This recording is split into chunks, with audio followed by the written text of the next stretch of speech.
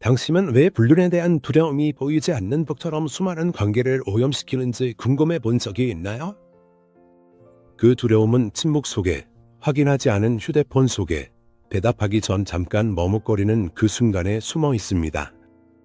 이 두려움, 이 조용하고 영혼을 좀먹는 의심은 여성들로 하여금 더 나아지고, 더 아름다워지고, 더 배려하고, 더 흥미로운 사람이 되기 위한 끝없는 경쟁에 내몰리게 만듭니다. 그들은 충실함이 반드시 얻어내야 할 상이라고 믿으며 고통을 통해 쟁취하고 실제는 상상이든 경쟁자들과의 지치도록 힘든 경쟁 속에서 지켜내야 한다고 생각합니다. 하지만 노력하면 할수록 그들의 세계는 점점 더 불안하고 위태로워지는 것처럼 느껴집니다. 그런데 혹시 주변에 다른 여성들이 있다는 걸 눈치채신 적 있나요? 그들은 항상 가장 눈에 띄거나 가장 순종적인 사람들은 아닙니다. 그들은 때로는 불편할 수 있고 까다로운 성격을 가졌으며 자신만의 때로는 이상한 열정을 지니고 있기도 합니다. 하지만 그들의 존재에는 남자가 특별하고 거의 신성한 경외심으로 바라보게 만드는 무언가가 있습니다. 그런 여성 곁에서는 바람을 피운다는 생각 자체가 단순히 잘못된 것일 뿐만 아니라 무의미하고 천박하며 심미적으로 불가능하게 느껴집니다. 그들의 비밀은 무엇일까요? 그것은 마법도 운도 아닙니다. 그것은 결코 흉내낼 수 없는 깊은 심리적 구조입니다. 인간 영혼의 가장 어두운 곳과 가장 밝은 곳을 평생 연구한 칼 융이라면 이 사실을 단번에 이해했을 것입니다. 그는 남자의 충실함이 여성이 얻는 트로피가 아니라 그녀 자신의 내면적 완전함에서 자연스럽게 따라오는 결과라고 말했을 것입니다. 그것은 여성이 남성에게 요구하는 것이 아닙니다. 그것은 바로 그녀 자신입니다. 남자들은 이것을 무의식적으로 느낍니다. 그들은 말로 표현할 수는 없지만 상실에 대한 두려움에 절박한 여성과 결코 이룰 수 없을 것 같은 여성, 관계에 집착하는 여성과 자기 자신이 중심인 여성 사이의 차이를 온몸으로 느낍니다. 오늘은 남자를 통제하는 방법이나 함정을 파는 방법에 대해 이야기하지 않을 것입니다. 우리는 불륜이라는 현상이 아예 존재할 수 없는 세계의 여성이 되는 방법에 대해 이야기할 것입니다. 우리는 4가지 근본적인 규칙을 살펴볼 것이지만 이것들은 배워서 따라 할 수 있는 행동 규칙이 아닙니다. 이것들은 삶으로 살아내야 하는 존재의 원칙입니다. 이 4가지는 남자들이 절대적이고 의심할 여지 없는 가치의 신호로 읽는 흔들림 없는 아우라를 떠받치는 4개의 기둥입니다. 두려움을 멈추고 진짜로 존재하기 시작할 준비가 되셨나요? 그렇다면 잘 들어보세요.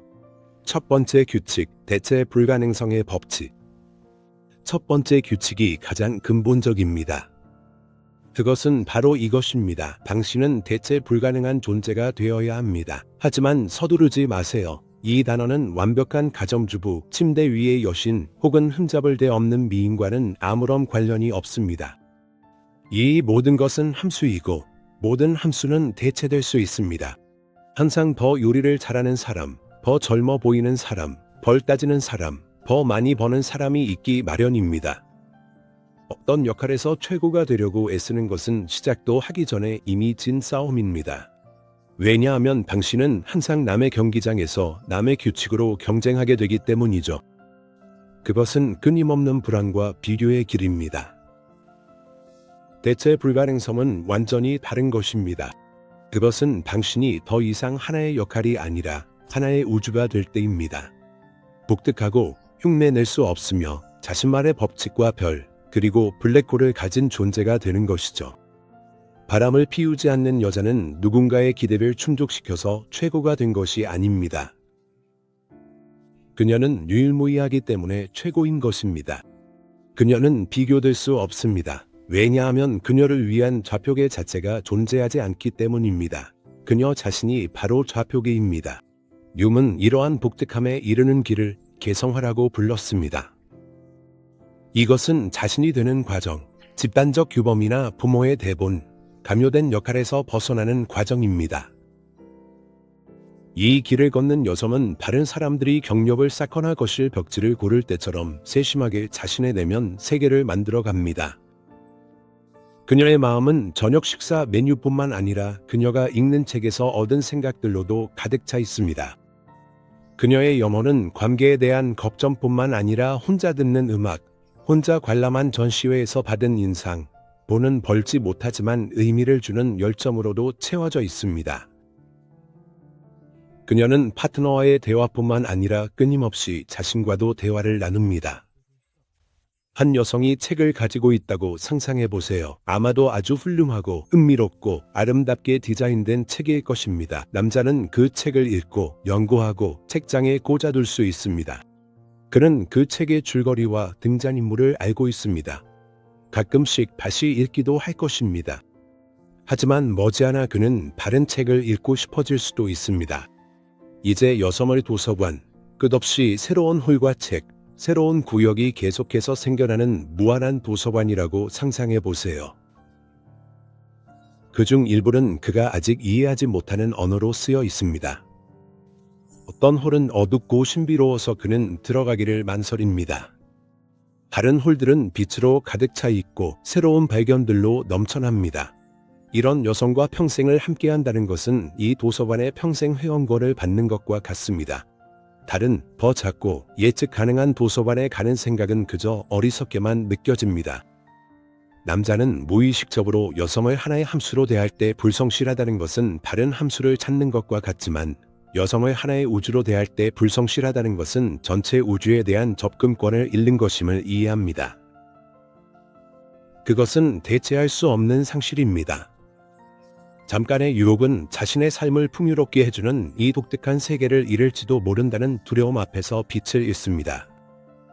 그는 단순히 그녀를 사랑하는 것이 아니라 그녀에게 끊임없이 매료됩니다. 그는 그녀를 완전히 알 수 없습니다. 왜냐하면 그녀 자신도 자신을 완전히 알지 못하기 때문입니다. 그녀는 끊임없이 변화하고 자기 자신을 발견해 나가는 과정에 있습니다.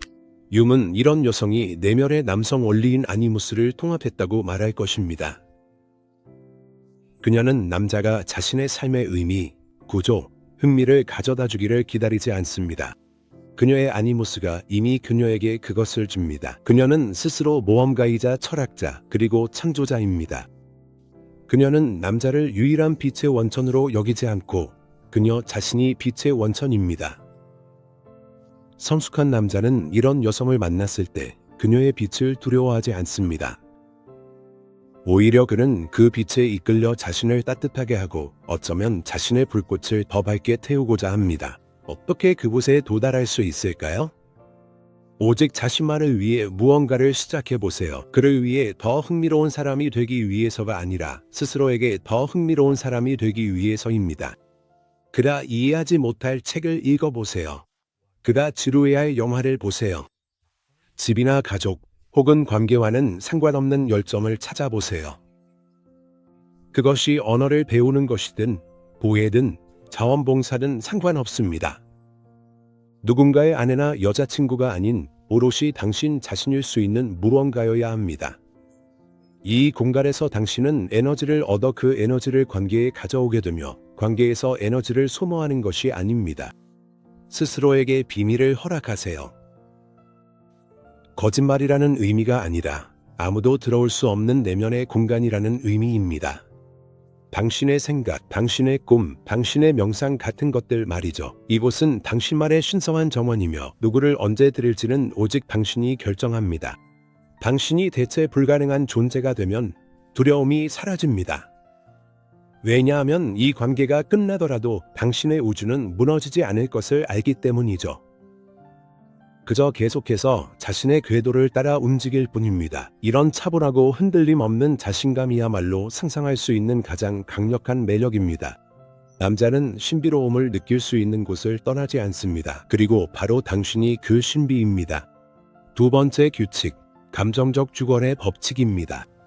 두 번째 규칙은 첫 번째 규칙에서 바로 이어지지만 가장 섬세하고 중요한 영역인 감정에 관한 것입니다. 이 규칙은 이렇게 말합니다. 당신의 감정 상태의 유일하고 정당한 주인은 바로 당신입니다.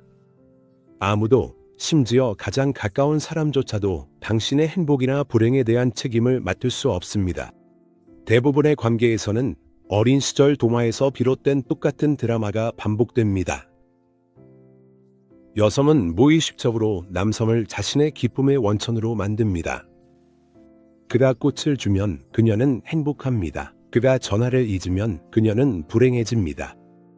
그녀의 감정 상태는 마치 키 없는 배처럼 그의 기분과 행동이라는 파도에 휩쓸립니다. 처음에는 이것이 남자에게 아첨처럼 느껴질 수 있습니다. 그는 자신이 강력한 구원자라고 느낍니다. 하지만 곧 이것은 견딜 수 없는 짐이 됩니다. 그는 자신의 행동뿐만 아니라 그녀의 내면 세계 전체에 대해 책임을 져야 한다고 느끼기 시작합니다. 그리고 이런 책임감은 누구나 벗어나고 싶어 하는 것입니다. 이런 상황에서의 바람은 종종 무의식적이고 파괴적인 시도로 더 이상 누구를 행복하게 해줄 필요 없이 그저 자신일 수 있는 공간을 찾으려는 것입니다. 감정적으로 주체적인 여성은 바르게 살아갑니다. 그녀 역시 꽃을 받고 기뻐할 수 있고 관심이 부족하면 속상할 수도 있습니다. 그녀도 살아있는 사람이지만 자신의 반응이 자신의 영역임을 이해합니다. 그녀의 행복은 스스로 쌓아 올린 기반입니다. 남자는 이 집을 꾸밀 수는 있지만 이 집을 지은 사람은 아닙니다. 그녀의 슬픔은 그녀만의 경험이며 그녀가 직접 겪고 이해해야 할 것이지 비난의 형태로 그의 어깨에 떠넘길 수 있는 것이 아닙니다. 그녀는 자신의 감정이 자신의 영혼에서 온 신호이지 그의 행동에 대한 성적표가 아님을 이해합니다. 분노는 그녀에게 경계가 침범당했음을 알려줍니다. 슬픔은 그녀에게 상실이나 휴식이 필요함을 알려줍니다. 기쁨은 그녀에게 올바른 길을 가고 있음을 알려줍니다. 그녀는 자신의 감정을 이용해 그를 조종하기보다는 감정에 귀 기울입니다. 융은 이것을 그림자와 투사의 개념으로 설명할 것입니다. 여성이 자신의 감정을 소유하지 않으면 그녀는 그것을 파트너에게 투사하게 됩니다. 그녀는 돌봄에 대한 자신의 필요를 요구로 투사합니다. 무의식적인 분노는 수동적 공격성과 원망으로 나타납니다. 허전함은 그가 그것을 채워줘야 한다는 기대감으로 투사됩니다. 남자는 이러한 투사의 십자보화 속에 놓이게 되고 그것에 지치게 됩니다. 그는 더 이상 진짜 여성을 보지 못하고 그녀의 욕구와 요구가 얽힌 덩어리만 보게 됩니다. 감정적 주권을 가진 여성은 자신의 그림자를 통합하는 엄청난 작업을 해냈습니다. 그녀는 내면의 허전함, 분노, 취약함을 마주했습니다. 그녀는 이런 감정들을 두려워하지 않습니다. 그녀는 그것들을 어떻게 다뤄야 하는지 알고 있습니다. 그녀가 슬플 때 그는 자신을 위로해주길 기다리지 않습니다. 그녀는 이렇게 말할 수도 있습니다. 오늘은 슬퍼요. 혼자 있고 싶고 음악도 듣고 친구와 얘기하고 싶어요. 그녀는 자신의 슬픔에 대해 그에게 죄책감을 주지 않습니다. 그녀는 단순히 사실을 말하고 자신의 상태에 책임을 집니다. 이것이 남자에게 어떤 영향을 미칠까요? 그것은 해방감을 줍니다. 이런 여성 곁에서는 그는 숨을 쉴 수 있습니다. 그는 더 이상 그녀의 기분이라는 치료받을 것지 않아도 됩니다. 그는 그녀의 좋은 감정이 전적으로 자신에게 달려있지 않고 그녀의 나쁜 감정이 자신의 잘못이 아니라는 것을 압니다. 이것은 믿을 수 없을 정도의 신뢰와 안정감을 만들어냅니다. 관계는 더 이상 감정 관리라는 일이 아니라 두 성인의 동반자 관계가 됩니다. 게다가 그녀의 성숙한 감정 대처 방식을 보면서 그는 자신도 자신의 내면 세계를 더 잘 이해하는 법을 배우게 됩니다. 그녀는 그에게 문제가 아니라 하나의 본보기가 됩니다. 무의식적으로 남자는 이 여자는 안정적이야 라고 느낍니다. 그녀는 폭풍이 아니라 닭과 같은 존재입니다. 그녀는 자신의 감정을 무기나 조종의 도구로 사용하지 않기 때문에 신뢰할 수 있습니다. 이런 여자로부터는 도망치고 싶지 않습니다.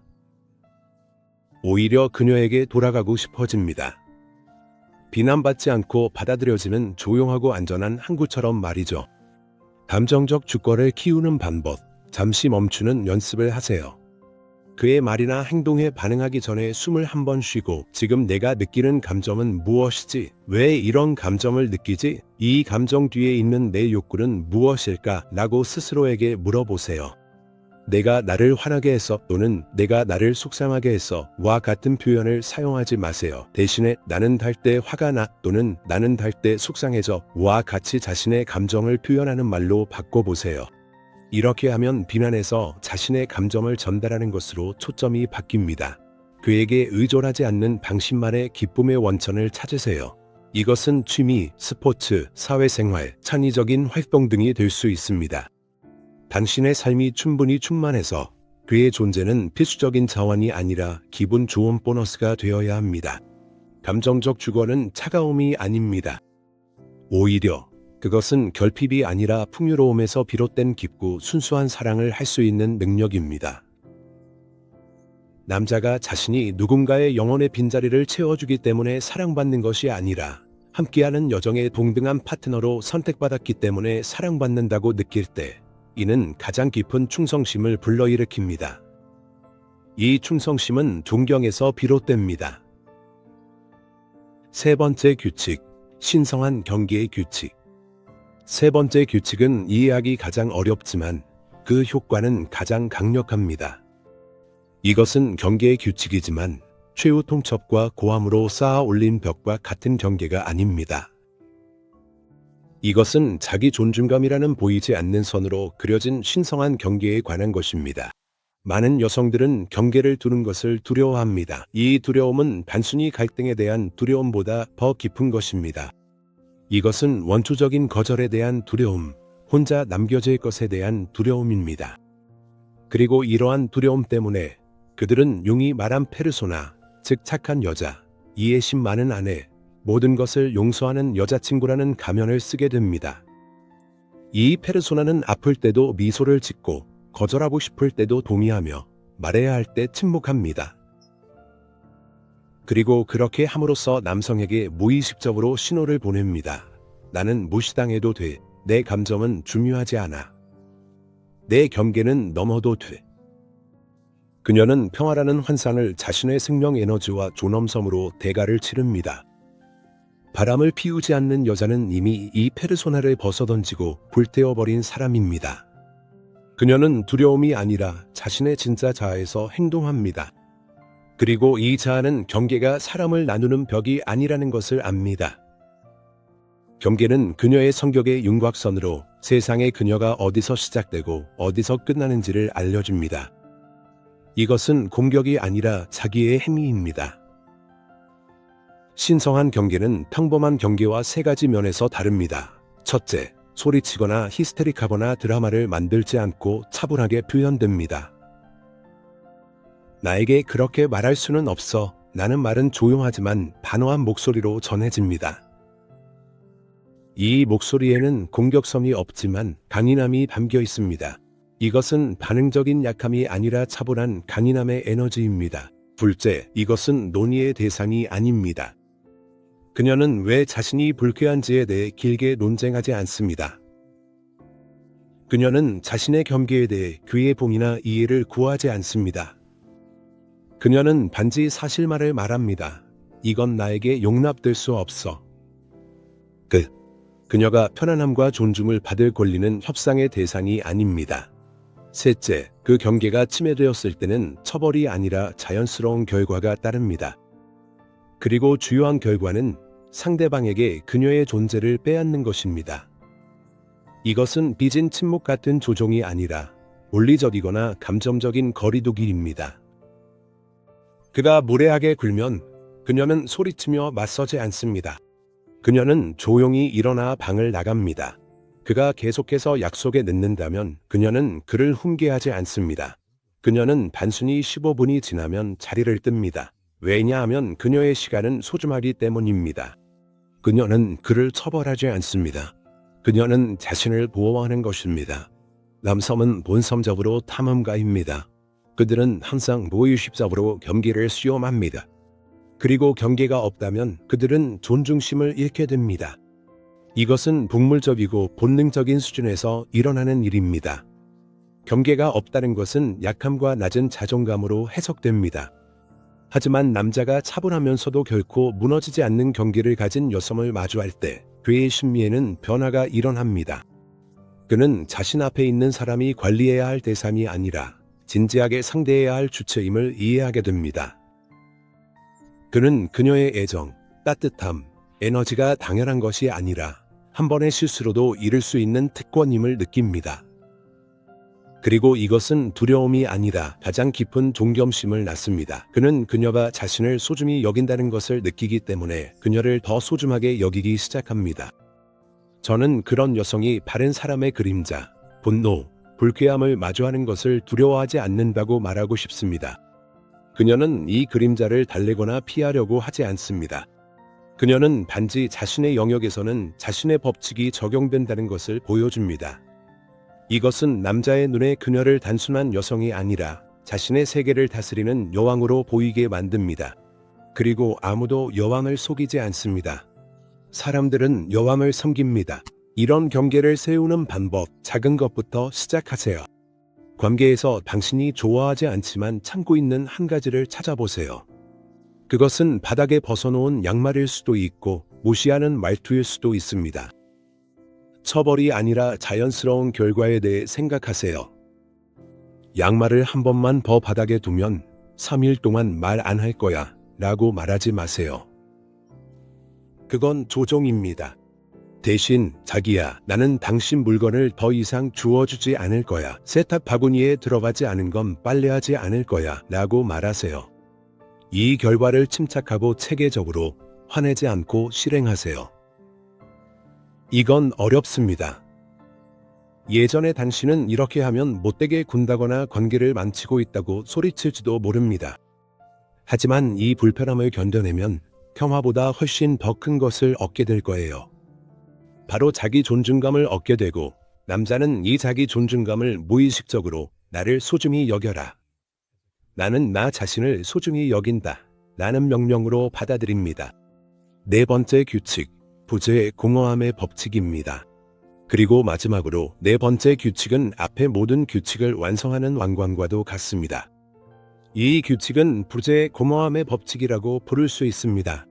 이 규칙의 본질은 당신 안에 남자가 채워야 할 커다란 빈틈이 없다는 것입니다. 대부분의 사람들은 결핍에서 관계를 시작합니다. 그들은 외로움을 느낍니다. 사랑이 부족합니다.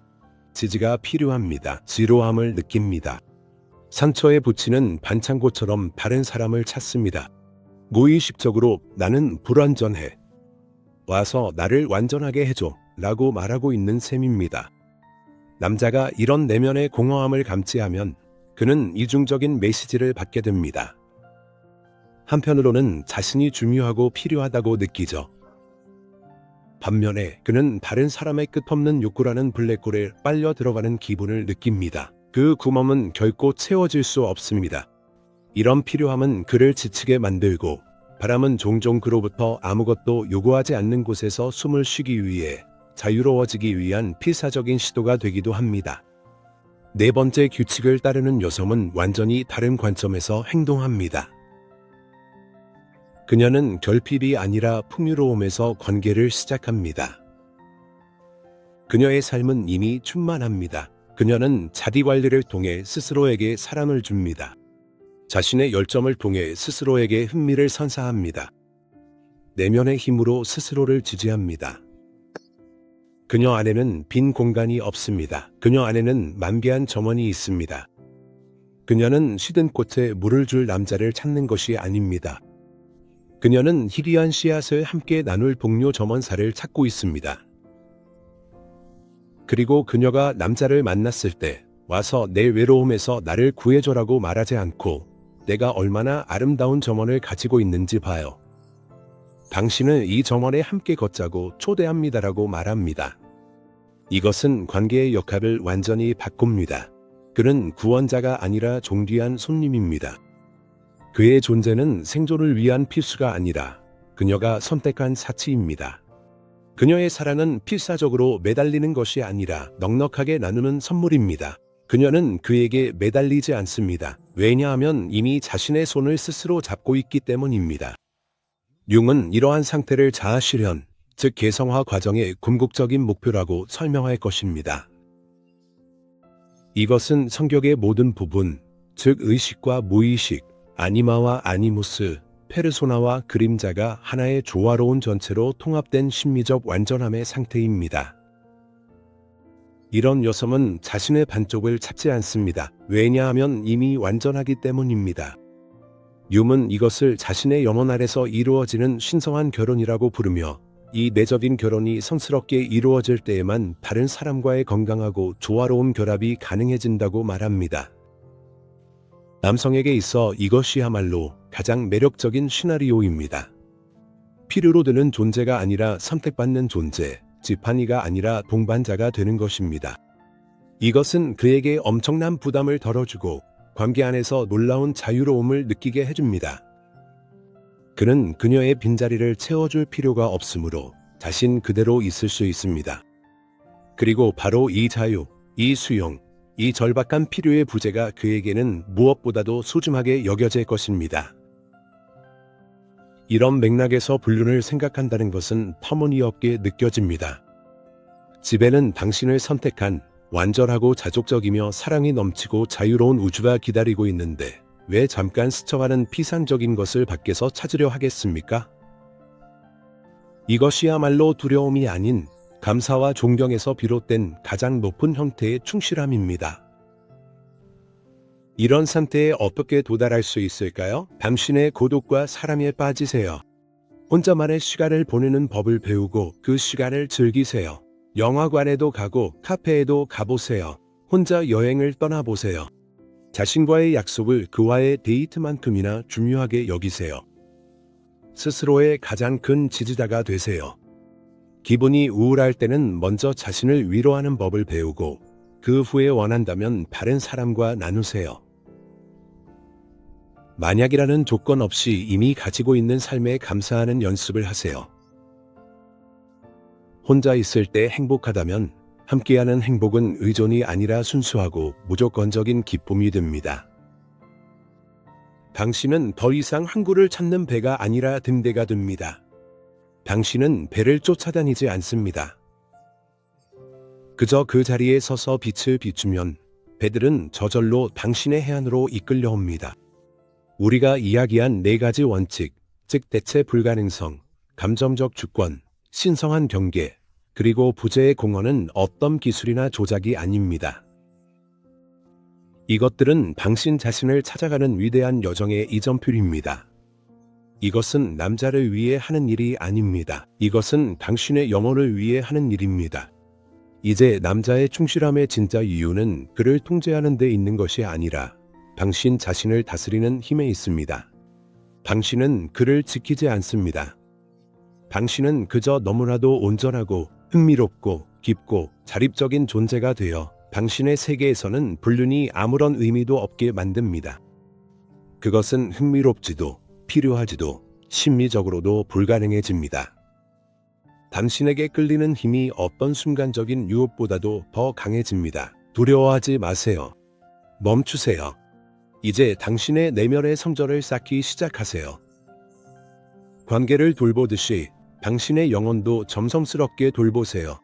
그러면 충실함이란 당신이 요구하는 것이 아니라는 사실을 알게 될 것입니다. 그것은 당신의 온전함에 대한 경의로, 당신이 뿜어내는 빛에 대한 자연스러운 반응으로 자발적이고 기쁘게 선물처럼 당신에게 주어지는 것입니다. 그리고 이 길에서 얻게 되는 가장 큰 보상은 그의 충실함이 아니라 빛나고 온전하며 흔들림 없는 자신과의 만남일 것입니다. 이 생각들이 당신의 영혼에 울림을 주었다면 함께 나누어 주세요. 두려워하지 않고 살아가는 여성이 더 많아지길 바랍니다. 세상이 상실의 두려움이 아니라 스스로를 찾은 존재의 빛으로 가득 차길 바랍니다.